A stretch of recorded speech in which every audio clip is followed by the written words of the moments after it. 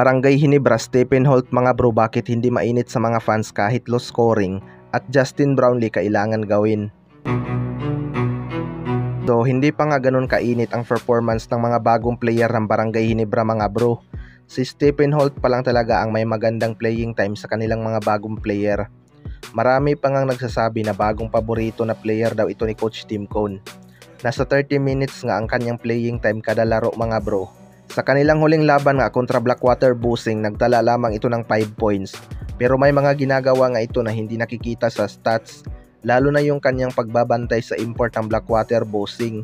Nilockdown niya nga itong si George King noong dulo kaya kamuntika ng makambak ng Barangay Ginebra ang laban. Hindi nga puntos ang hinahanap ni Coach Tim Cone kay Stephen Holt kundi dipinsa. Kaya kahit mababa ang kanyang scoring, hindi nga siya mainit sa mata ng mga fans. Dahil ibang dipinsa nga ang kanyang naibibigay sa team. Kayang-kaya din naman itong si Stephen Holt pumuntos mga bro kung gugustuhin niya, pero sinusunod niya nga kung ano ang pinapagawa ni Coach Tim Cone sa kanya. Marami namang scorer itong Barangay Ginebra kaya sinasanay nga ni Coach Tim Cone itong si Stephen Holt maging import stopper. Mukhang ito na talaga ang papalit sa pwesto ni Nards Pinto mga bro.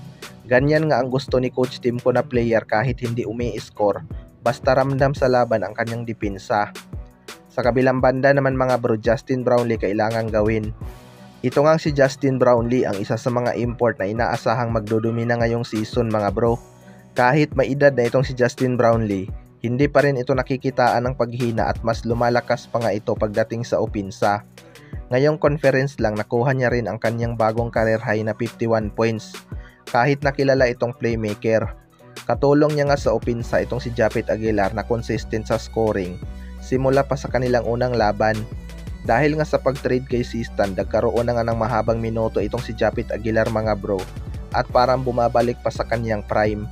Siya na nga ang primary center ng Barangay Ginebra pero kailangan pa rin ni Justin Brownlee mga bro na buhatin ang Barangay Ginebra dahil hindi pa nga makuha ng kanyang mga teammate ang kanilang rhythm.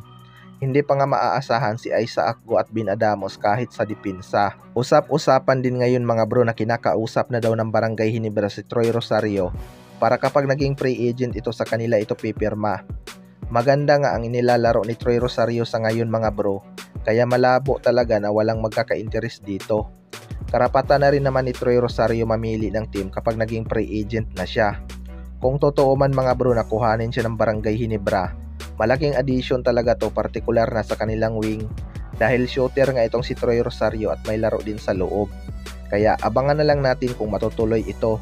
Kayo mga bro, ano masasabi nyo tungkol dito?